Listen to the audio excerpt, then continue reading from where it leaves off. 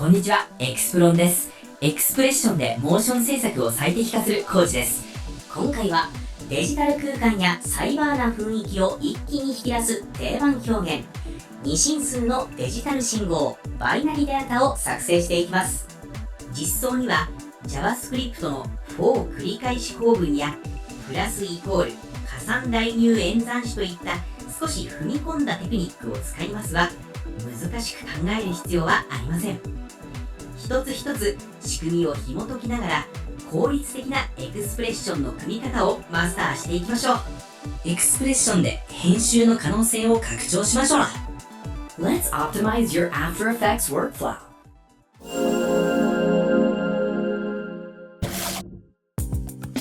前回のランダムデジタルカウンターと同様、標準エフェクトの番号やテキストアニメーターの文字のオフセットを駆使しても似たような表現は可能です。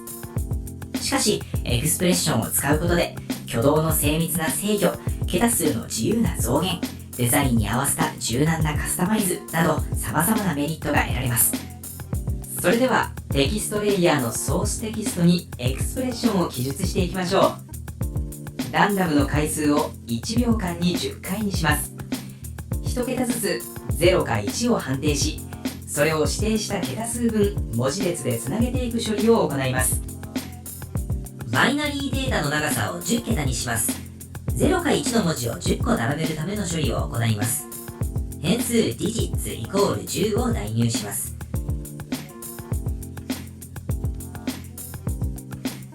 最終的に文字列で表示するため、結果を格納するための空の文字列を用意します。変数 output イコール二重引用符。この空の文字列の中に繰り返し構文で処理した値を順次プラスして格納していきます。繰り返し構文は for で書きます。決められた回数だけ同じ処理を自動で繰り返すための命令です。スタートの値からゴールの値まで処理をカウントアップしてループします。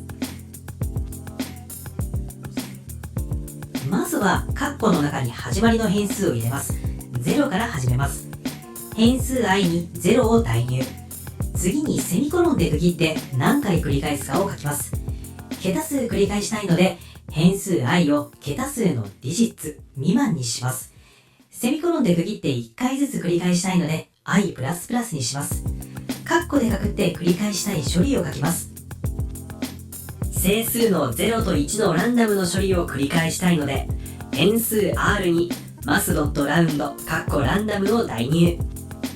はじめに定義した空の文字列の変数アウトプットの中に繰り返し処理した01のランダムを順番に足していきたいので、アウトプットにプラスイコール加算代入演算して toString メソッドで文字列に変換したランダム数値を順次足していきます。加算代入演算子を一言で言うなら、今の値に新しい値を付け足して上書きするという命令です。最終的にできたアウトプットを出力します。これで01のバイナリデータ表現ができました。フォントをモノスペースフォントにして文字幅を整えます。セグフォントを使えばデジタル感が増します。エフェクト、エクスプレッション制御、スライダー制御をかけて、名前を digits、ピックウィップでエクスプレッションの digits の値をスライダーに紐付ければ、桁数をスライダー制御で自由に決められます。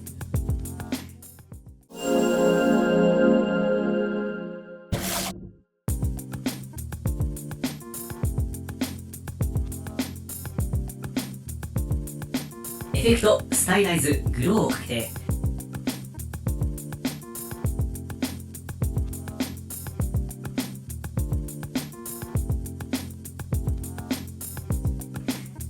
グロー半径などにもランダムをかけます。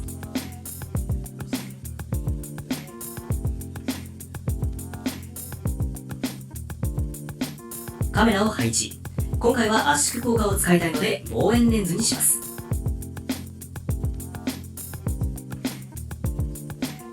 起動ヌルを作成。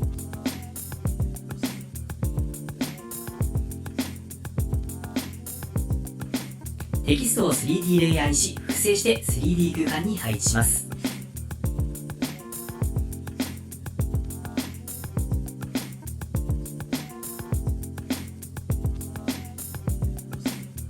桁数もスライダーで増やします。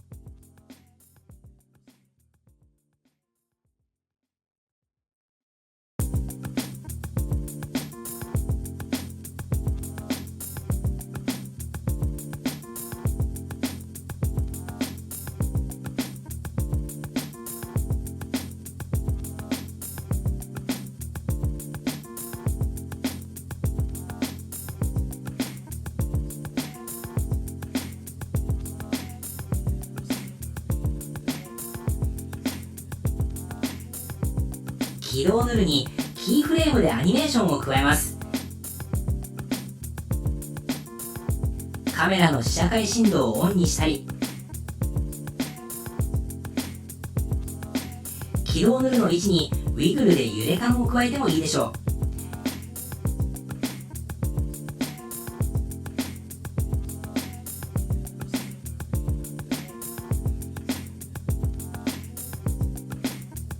サイバーな演出やテック系のインフォグラフィックスにぜひ活用してみてください。